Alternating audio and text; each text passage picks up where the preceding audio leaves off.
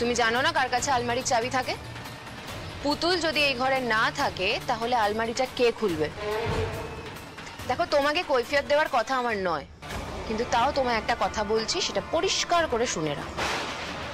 তোমাদের মাঠানের মাথা ব্যথার ওষুধটা এই ঘরে রয়ে গিয়েছিল, সেটাই আমি নিতে এসেছিলাম। তোমাদের তো কারোর কোনো খেয়াল নেই মাঠানের কি লাগবে, কি দরকার, কারোর তো সেদিকে মন নেই। কারোর না কারোর তো সবসময় ওনার কাছে থাকার কথা। কই, তোমাকে তো আমি কোনোদিন দেখলাম না তুমি রাতে জেগে আছো, ওনার কাছে আছো, সেবা করছো। আসলে কি বলো তো, এই বাড়ির সমস্ত ছোটরা নিজেদের বয়সের আন্দাজে একটু বেশি পাকা।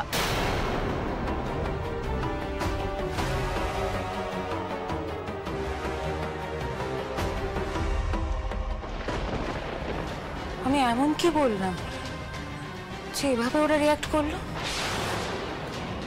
ওরা কি সত্যি মাথা ব্যথার ওষুধ নিতে এসেছিল নাকি?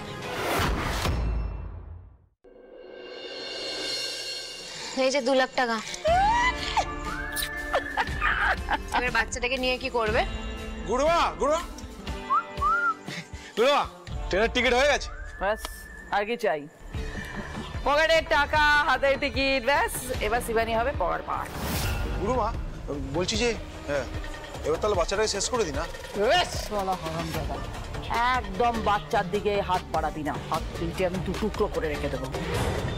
আমি যদি পুতুলের বাচ্চাকে মারতে চাইতাম না, মন্দাকে জিজ্ঞেস কর কবে আমি মেরে ফেলতাম, টিপে মেরে ফেলতাম। কিন্তু না, আমি তোকে মারবো না, পুতুলের বাচ্চাকে আমি মানুষ করব। হ্যাঁ, পুতুল টিটিপির বাচ্চা আমার ইশারায় নাচবে, নাচ মেরে বুলবুল তো পয়সা মিলেগা। আমি ব্যবসা করবো, ব্যবসা। আর ওই পুতুল টিটিপি পাগলি বুড়ি হয়ে রাস্তায় রাস্তায় ঘুরবে। হ্যান করেন না, ত্যান করেন না, পরে করবে। এবার পালাও এখান থেকে, শ্যামের বাসি বেজে গেছে। শোনো এবার। এ শালা, বাচ্চাটাকে নিয়ে আয়। চল চল চল চল চল চল, এখান থেকে বেরোতে হবে। জিনিসপত্র নেই। বলছি, আপনাকে কি আলাদা করে মেসেজ করতে হবে? চলুন। ও হ্যাঁ,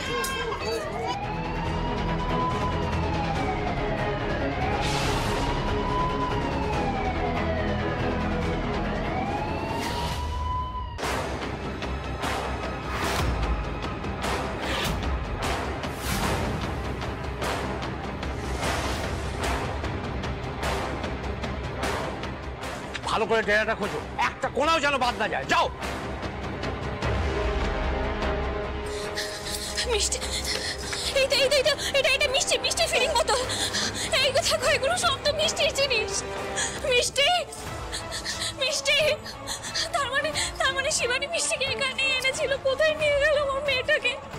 মিষ্টি, তার মানে পুলিশের গাড়ি আওয়াজ পেয়ে এখান থেকে পালিয়ে গেছে।